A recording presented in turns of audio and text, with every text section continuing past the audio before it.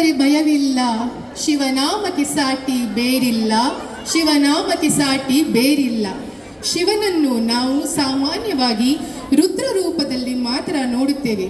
ಆದರೆ ಅವನ ನಂದಿ, ತ್ರಿಶೂಲ, ಡಮರು, ನಾಗ ಇವು ಕೇವಲ ಆಯುಧಗಳಲ್ಲ, ಸೃಷ್ಟಿ, ಶಕ್ತಿ, ಭಕ್ತಿ ಈ ಮೌಲ್ಯಗಳ ಸಂಕೇತ. ಶಿವನ ತತ್ವಗಳ ಸುಂದರ ಪರಿಚಯ. ಇಂತಹ ವಿಶೇಷ ನೃತ್ಯಾವಿಷ್ಕಾರವನ್ನು ತಮ್ಮ ಮುಂದೆ ಪ್ರಸ್ತುತಪಡಿಸಲು ಬರ್ತಾ ಇದ್ದಾರೆ ತರಂಗಿಣಿ ತಂಡದ ನಾರಿಮಣಿಯರು. ಇವರಿಗೆ ವೇದಿಕೆ ಮೇಲೆ ಆತ್ಮೀಯ ಸ್ವಾಗತ.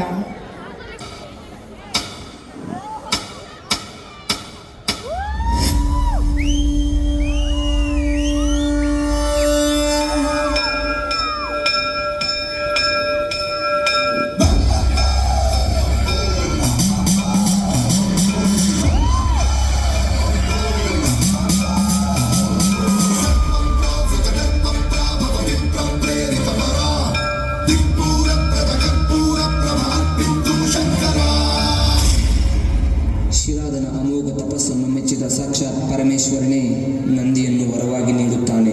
ಆ ಪರಮಶಿವನಿಂದ ದೀರ್ಘ ಆಯಸ್ಸು ಪಡೆದ ನಂದಿ ಸದಾ ವೃಷಭ ರೂಪದಲ್ಲಿ ಶಿವಾಲಯದ ದ್ವಾರಪಾಲಕನಾಗಿ ಕಾಯುತ್ತಿರುತ್ತಾನೆ.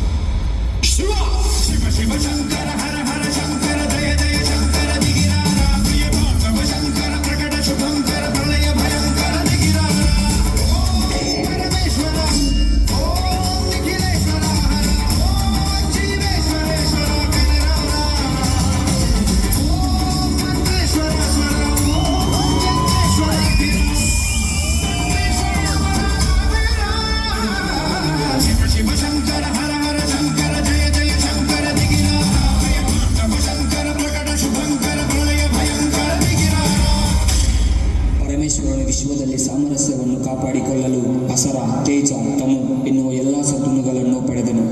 ಸರಸ್ವತಿ ದೇವಿಯ ವೀಣಾ ಸಂಗೀತವನ್ನು ಕೇಳಿ 14 ಬಾರಿ ಡಮರುಕವನ್ನು ಬಾರಿಸಿ ನೃತ್ಯಿಸಿದನು.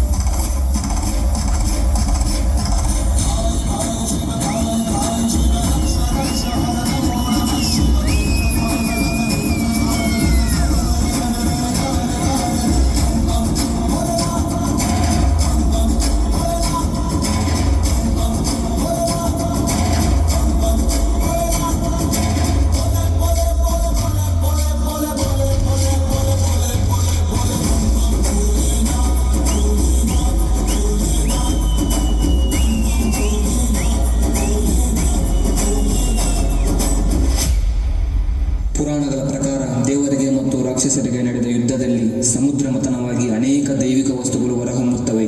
ಅದರಲ್ಲಿ ತ್ರಿಶೂಲವೂ ಒಂದು. ಬ್ರಹ್ಮಾಂಡದಲ್ಲಿ ಶಾಂತಿ ಹಾಗೂ ಧರ್ಮವನ್ನು ಕಾಪಾಡಲು ಆ ಪರಮೇಶ್ವರನು ತ್ರಿಶೂಲವನ್ನು ತನ್ನ ಆಯುಧವಾಗಿ ಆಯ್ಕೆ ಮಾಡಿಕೊಳ್ಳುತ್ತಾನೆ.